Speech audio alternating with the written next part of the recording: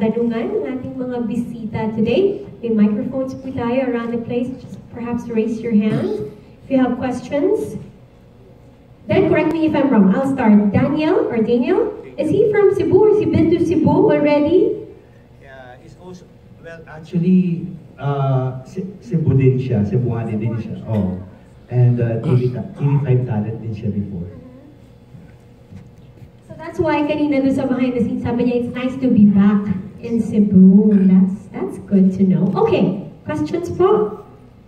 Do we have someone at the back? Parang nagkahiyaan po tayo ngayon. Any questions?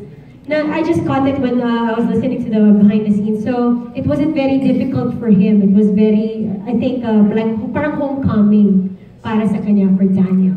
Okay, any more questions? Ayan, meron po. Yes, please.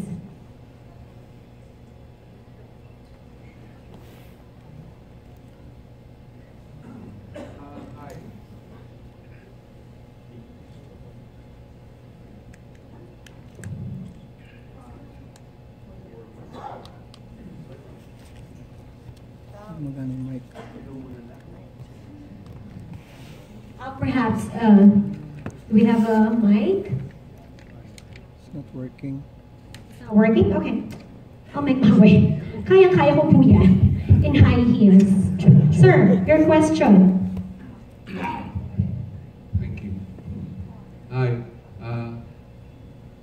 Director Brillante. How important is the festival, the Kadaugan Festival, to the development of the story? I'll give the mic later to the writer, no. Pero as a filmmaker, as a writer, as a director, from the very start kasi naka-intertwine na yung festivities, yung mga festivals sa kwento, and base din siya sa mga totoong kwento from the region kung saan kami mag-shooting. So, of course, kapag kasama yung festival, okay, dun sa region na yon, dapat hindi siya mukhang pilit. Okay, so dapat meron siyang either nire-represent, no? Meron siyang rhetorical meaning, yung festival.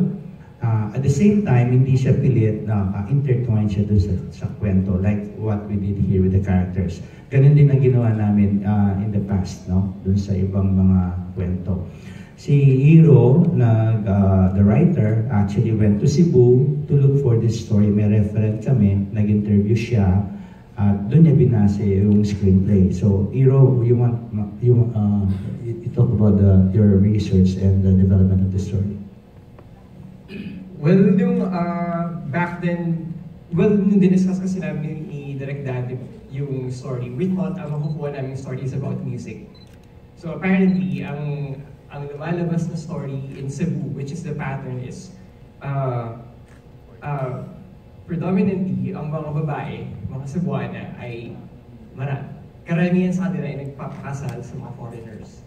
And during my research, na-mention din ni Direk dati na we have to use the festival as a rhetorical aspect in the story. And I think during my research, may dalawa lang biggest festival in Cebu, and that is Sinulog and Kadaugan sa Mactan. Now, if you know Kadaugan sa Mactan, which is the battle between Magellan and Lapu-Lapu, actually it's the same journey for Direk, which is Leon Monsanto in the story, in which ang nangyari, the story involves two races. Well, in Kadaugan sa Mactan, there's Lapu-Lapu and Magellan. Well, for this one, it's kind of a different reenactment, I guess. So it's the battle of Direk for love. So, well, yeah, that's the purpose of the festival, or the rhetorical symbol of the festival in Kadaugan. In other words, the characters don't have any direct relationship to the festival. They're not dancers, they're not participants. They just happen to be there. Well, at least for Tare, the Cebuana, she's a dancer. But for Johan, he's a photographer, and that's actually his job in the story. He has to take photos of the festival of Cebu because actually, although it's not really planted in the story, yung job niya is the reason why he's there, and the reason why she met Direk. Yeah. Okay, thank you. Okay. Thank you, sir, for your question. Sir Glenn? Yes, good afternoon, Glenn Sibron. Direk, what can you say about sa support na ibinibigay ng SM sa inyo at saka of course, dito sa Brillante Mendoza Presents? Kasi ilang beses na tayong screening dito, and hindi lang yun yung support na ibinibigay niya ng SM, kundi pati sa Philippine cinema. We have yung mga sine lokal, di ba? What can you say about it? We're very thankful with SM kasi in fact, like what you mentioned, no, hindi lang ito. And this is not the first. Actually, marami kami activity with SM before, no, through Miss Millie Dizon. Actually, about 7 years ago pa. No, we started doing the film appreciation, film screening, no, in different schools and universities all over the Philippines. And our audience are mainly students, no, from different schools. So we're very thankful kasi parang parang community service na rin ng ng SM. At the same time, na-educate yung mga manonood, no, about alternative films. Hindi lang yung karamihan na pinapanood kasi natin are mainstream. So exposed talaga ang mga audience natin sa mainstream. But with this kind of films, like halimbawa ito ginagawa natin with TV5, at least nagkakaroon sila ng alternative viewing. We're very glad that SM is on same line ng advocacy natin. And how is it working with yun nga, yung mga Visayan artists natin? Especially with Miss Suzette and si Danny ba?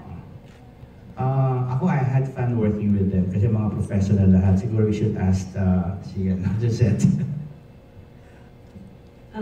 Well, of course, it's an honor to be working with Direk Dante.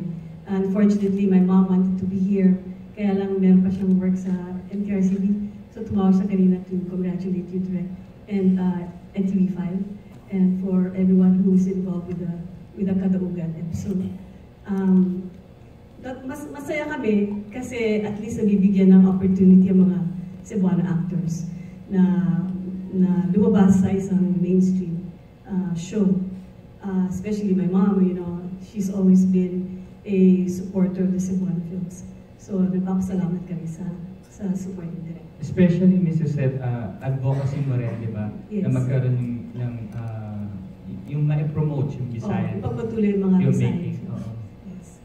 Anong klaseng director si Direk Brillante? First time mo ba, Mrs. Seth? Yes, first time. Even si Mommy, first time. He's so easy to work with, and he's very giving. Ibibigyan niya ng mga artista ng opportunity to express and to say whatever they want to say para maging realistic yung eksena. So sana makagawa pa tayo ng maraming Visayan films talaga. How about sa isa natin? Si Matt, kilala siya sa independent film, siguro napapanood niyo na rin siya, no? So, yun, kaya talagang involved din siya dito sa project na to. Well, working with Direk, medyo nakaka-pressure din since first time ko makatrabaho siya. Although matagal na kami magkakilala kasi nag-workshop ako sa kanya dati. And we had this film swap during the Sinag Manila 2015. But ito yung first time makatrabaho ko siya. So far si Direk, masaya naman ka-shoot. But although as an actor, it's a new technique and skills to adapt with kasi nga parang dami namin natututunan sa kanya actually. Yun nga, mabilis siya, lagi mabilis, so yun kami nag-keep up lang. Direct ba yung tuhog-tuhog? Yes, yun yung tuhog. Direct, how about yung mga lead actors natin, si Daniel Marsh at saka si Dion Monsanto? Actually, kaya yun, hindi na ako na-surprise kasi napanood ko na siya sa swap, no? Doon sa kasama din si Matt. Na-surprise ako kay Daniel. Kasi unang-una, first time niyang gumawa ng ganitong klase. Pangalawa, foreigner pa siya. So ang dali nang naka-adapt doon sa technique ko na sinasabi nga ni Matt na walang script. Kumbaga, ang kinukwento ko lang yung character nila. Although meron talaga kaming script, but I don't provide them the script kasi I don't want them to read the script. Last question, Direk. Kanina pinakita yung experience mo dun sa Cannes as the Godfather. Relate naman to us yung what experience. Well, it's very humbling kasi a filmmaker from a developing country, tapos magiging godfather ka ng mga young and budding filmmakers from different parts of the world. Nakaka-proud din, no? And katulad ng sinabi kanina, nakita nila yung technique ng paggawa natin ng pelikula dito sa Pilipinas at naramdaman nila na kaya palang gumawa ng pelikula na hindi kailangan malaki ang setup. At siyempre nakita nila doon sa mga behind the scene ng mga pelikulang ginawa ko na sobrang na-impress sila. And for a new filmmaker, siyempre yun, parang nakaka-inspire talaga yun kasi feeling niya kaya na talagang gumawa despite of yung mga lack of resources. Siyempre, yun ang palaging problema ng mga filmmakers, no? Yung lack of resources, saka minsan madali silang ma-discourage, di ba? But when they saw yung way of filmmaking ko, sobrang na-inspire sila. Naramdaman niyo rin po ba na tumaas yung pagkilala nila sa Philippine film beat? Siyempre, dala niyo rin po yung flag ng Pilipinas. Oo, siyempre. Sabi ko nga, every time na lumalabas ako sa bansa, nabibigyan ng recognition, hindi lang naman ang pangalan ko, dala-dala ko. Ang dala ko talaga yung pagiging Pilipino ko. Thank you, Direk. Congratulations. Thank you.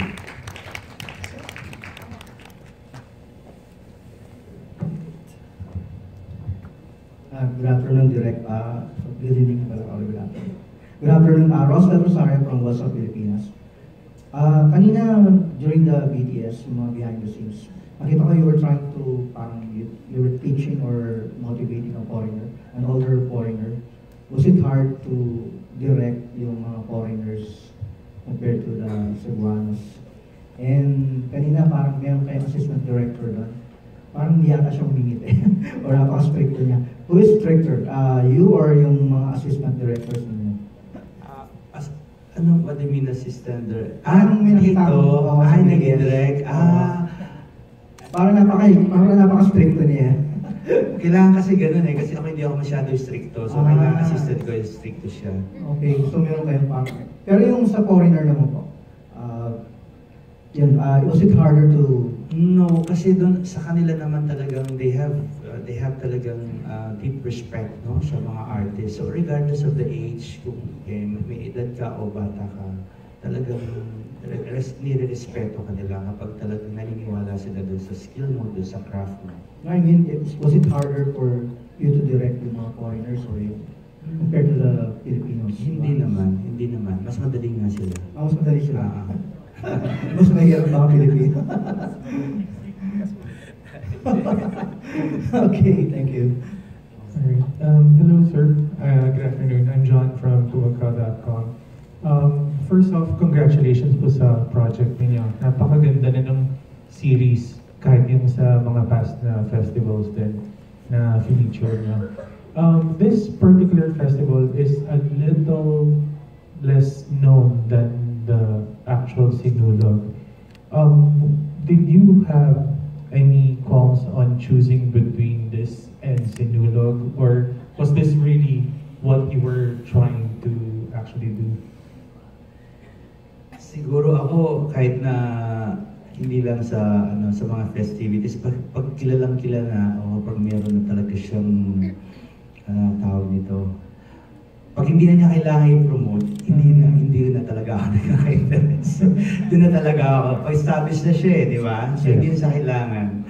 So, itong Kadaugan, sinicelebrate siya at maganda naman yung idea at saka yung purpose. So, doon na lang, sinulog, sobrang na niya commercialized na siya Kumbaga mainstream na siya. I'm also interested about what's going to happen with your future projects, specifically how far are we in terms of creating like that particular project, and has it been finished already? And yeah, I think we're having our press con next week.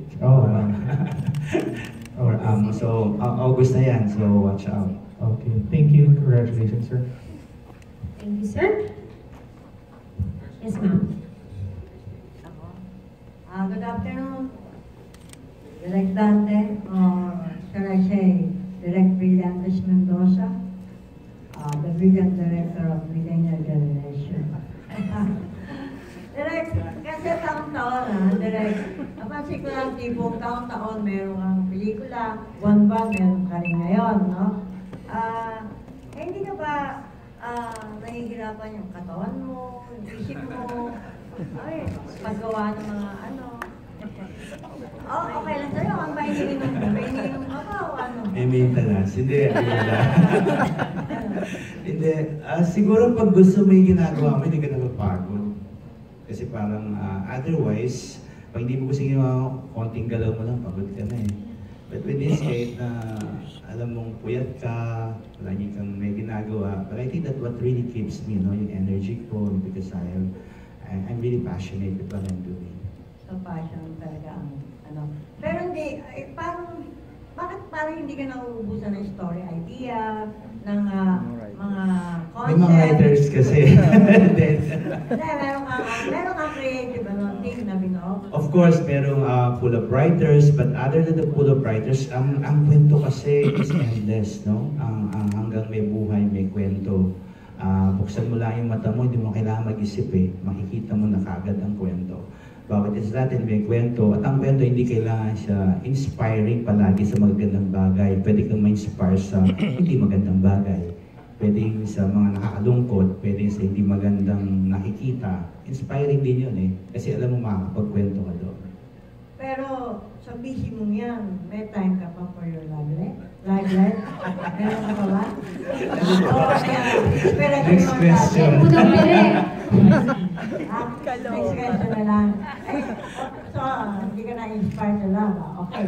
Anyway, nagtatanong ako, yung isa na lang, si Kiana Ricks, di ba? Kinuha mo ba siya because meron siya connect kay President Duterte? Hindi. Cebuanong actors talaga at bagay siya doon sa pag nakita mo siya dito sobrang sobrang okay naman siya. Okay naman. Oo, natuwa ko siya. I was surprised sa kanya actually. Dali niya ang katrabaho. Thank you, Direk Dante yung mga talents ko. Sana po, ayaw ako ng talent Thank you po. May question pa po tayo. Yes, sir. Yes. Director Brillante, is there a marked difference when you do a film for TV and when you do a film for the big screen? Kasi yung mentor namin, si Armando Lau, ang pinanggagalingan kasi lahat ng mga gawa namin is found story. So yung school of thought na ginagawa namin is found. Kaya nga meron kaming referent, meron kaming mga ini-interview mga tao na base sa kanila yung kwento. Yun bang ibig sabihin ng found? What's found? Found is first ang found kasi dapat referential siya. Okay, meaning galing ang kwento sa isang tao, experience ng tao. Pangalawa, dapat ang found meron siya dapat sociological. Ibig sabihin, hindi lang siya kwentong pang-personal, kundi dapat it's about a group of people or about the society. Pangatlo, it should be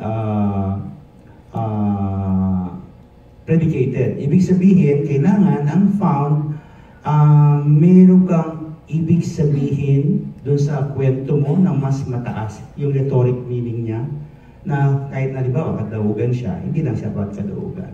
But we want to tell stories of people, of the Cebuana, of why they, for instance, falling in love with the foreigners, ba't sila ganun ang pamilyang Pilipino na mataas ang pagtingin natin sa mga foreigners. Okay, and lastly, it should be naturalized. So kung makikita nyo dito, yung ang directing, ang acting, natural lahat para sa docu, para sa documentary. So hindi siya choreographed like yung nakikita, papanood natin sa mainstream, no? Yung parang humaarte mga artista dito. It's not like that. So ganun yung found. Ganun yung found. So sa TV o sa pelikula, ina-apply namin yung found na nanggaling sa mentor namin si Armando Lau. So you're saying that it's the same. You work on the same principle. You approach the material in the same way. Oo, more or less ganun. Kaya medyo hirap lang kami dito dahil makeup kasi TV. So kailangan we have to consider yung gap, no? Pag magko-commercial na. Of course, sa film kasi walang ganun eh. So dito, kaya ako nahihirapan kasi ang normal ano kasi natin sa TV, kapag makeup, dapat mataas para hindi maglipat ng channel o hindi maglipat ng ano, di ba? Eh sa found kasi hindi naman lahat ng eksena mataas eh. Ang ano mo minsan nasa towards the last part na ang ano niya eh. Ang conflict, no? At saka normally ang found wala naman siya talagang resolution, no? Walang ganun. You think our TV audiences are ready for found material? Ang hirap kasi magsabing ready at hindi na ready. Kasi ayoko namang i-underestimate yung mga viewers natin. Of course, we want ratings, no? Pero ayaw din namin makipag-compete dun sa mainstream. Hindi naman ganun yung klaseng trabaho ang ginagawa natin. So I think that I don't want it to look it that way, pero I always look it like at least we are doing something different. At ito yung kami nag-uumpisa, we're doing the first step. Baka kasi kung di kami gagawa ng first step, hindi mangyayari. Thank you. Thank you, sir. Any more questions? Maybe we can make room for a couple more. Yes, ma'am. Doing the film, do you think interracial unions are still a taboo in our society? Pangiro, sagutin mo yan. Ikaw sumula. I think hindi naman siya taboo in our country kasi I think kaya lang siya nagbumukhang taboo because of the differences that we have in our culture, which is actually present in Kadaugan, the cultural differences of Tare and Johan. So I don't think it's a taboo. How about, do you see, do Filipinas still think of marrying a foreigner as a way out of poverty? Is that a hard reality you're trying to show also in the film? Well, when I was doing my research, partly it's still true. Actually, in the script pinag-usapan namin Direk, we were trying to diffuse it because not everyone wants to marry for love. That's true, and that's happening right now. During my research, then of course, medyo mahirap din maghanap ng yung tawag namin ni Direk na reference. So I've encountered people who do marry for just to go out of the country para maka-escape sa Pilipinas, para yumaman. May mga ganun tao talaga. It's just so that this referent that we got wants to marry for love. So that's the difference. For Direk,